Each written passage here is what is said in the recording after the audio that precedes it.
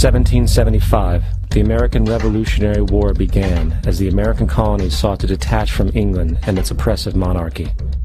Though many reasons are cited for the revolution, one in particular sticks out as the prime cause: that King George III of England outlawed the interest-free, independent currency the colonies were producing and using for themselves, in turn forcing them to borrow money from the Central Bank of England at interest, immediately putting the colonies into debt.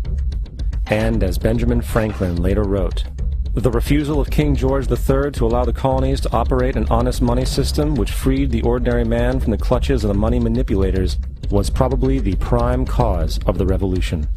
In 1783, America won its independence from England.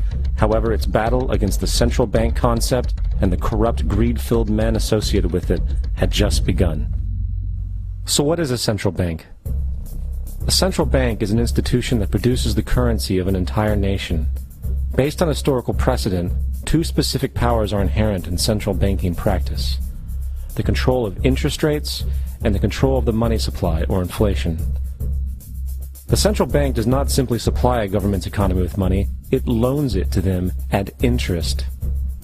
Then, through the use of increasing and decreasing the supply of money, the central bank regulates the value of the currency being issued.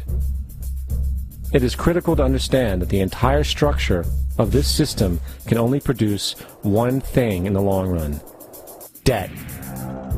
It doesn't take a lot of ingenuity to figure this scam out. For every single dollar produced by the central bank is loaned at interest.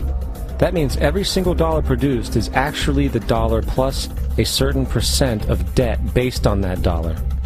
And since the central bank has the monopoly over the production of the currency for the entire country, and they loan each dollar out with immediate debt attached to it, where does the money to pay for the debt come from?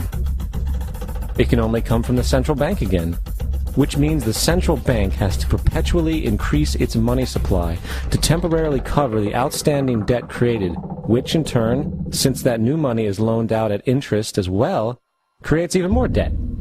The end result of this system without fail is slavery, for it is impossible for the government and thus the public to ever come out of the self-generating debt. The founding fathers of this country were well aware of this.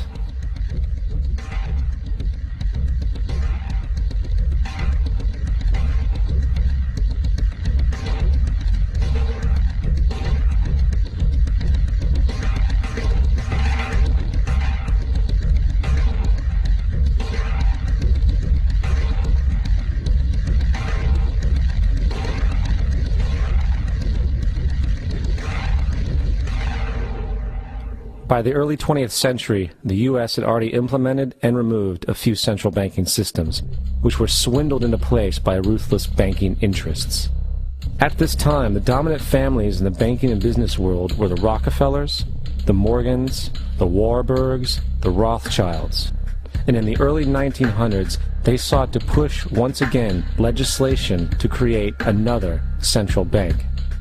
However, they knew the government and public were very weary of such an institution, so they needed to create an incident to affect public opinion. So, J.P. Morgan, publicly considered a financial luminary at the time, exploited his mass influence by publishing rumors that a prominent bank in New York was insolvent or bankrupt. Morgan knew this would cause mass hysteria, which would affect other banks as well. And it did. The public, in fear of losing their deposits, immediately began mass withdrawals. Consequently, the banks were forced to call in their loans, causing the recipients to sell their property, and thus a spiral of bankruptcies, repossessions, and turmoil emerged. Putting the pieces together a few years later, Frederick Allen of Life magazine wrote, "The Morgan interests took advantage to precipitate the panic, guiding it shrewdly as it progressed." Unaware of the fraud, the Panic of 1907 led to a congressional investigation headed by Senator Nelson Aldrich, who had intimate ties to the banking cartels and later became part of the Rockefeller family through marriage. The commission, led by Aldrich, recommended a central bank should be implemented so a panic like 1907 could never happen again. This was the spark the international bankers needed to initiate their plan. In 1910, a secret meeting was held at a J.P. Morgan estate on Jekyll Island off the coast of Georgia. It was there that the central banking bill called the Federal Reserve Act was written. This legislation was written by bankers, not lawmakers. This meeting was so secretive, so concealed from government and public knowledge that the 10 or so figures who attended disguised their names when en route to the island. After this bill was constructed, it was then handed over to their political frontman, Senator Nelson Aldrich, to push through Congress. And in 1913, with heavy political sponsorship by the bankers, Woodrow Wilson became president, having already agreed to sign the Federal Reserve Act in exchange for campaign support. And 2 days before Christmas, when most of Congress was at home with their families, the Federal Reserve Act was voted in, and Wilson in turn made it law. Later, Woodrow Wilson wrote, in regret,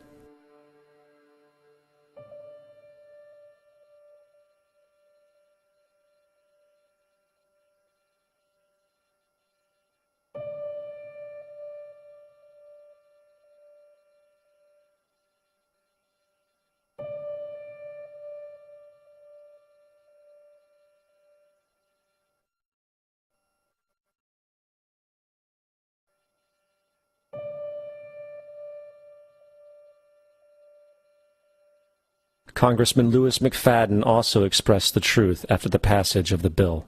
A world banking system was being set up here, a superstate controlled by international bankers, acting together to enslave the world for their own pleasure. The Fed has usurped the government. Now, the public was told that the Federal Reserve System was an economic stabilizer, and inflation and economic crises were a thing of the past. Well, as history has shown, nothing is further from the truth.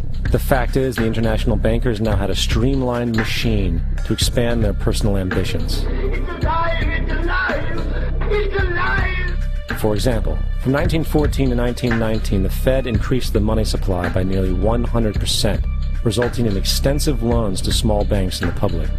Then, in 1920, the Fed called in mass percentages of the outstanding money supply, thus resulting in the supporting banks having to call in huge numbers of loans, and, just like 1907, bank runs, bankruptcy, and collapse occurred.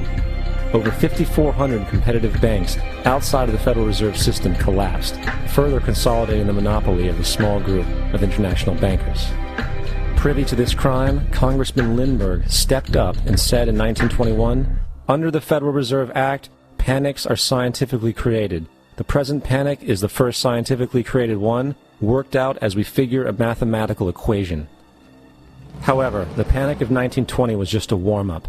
From 1921 to 1929, the Fed again increased the money supply, resulting once again in extensive loans to the public and banks. There was also a fairly new type of loan called a margin loan in the stock market. Very simply, the margin loan allowed an investor to put down only 10% of a stock's price, with the other 90% being loaned through the broker. In other words, a person could own $1,000 worth of stock with only $100 down. This method was very popular in the roaring 1920s, as everyone seemed to be making money in the market. However, there was a catch to this loan. It could be called in at any time and had to be paid within 24 hours. This is termed a margin call, and the typical result of a margin call is the selling of the stock purchased with the loan.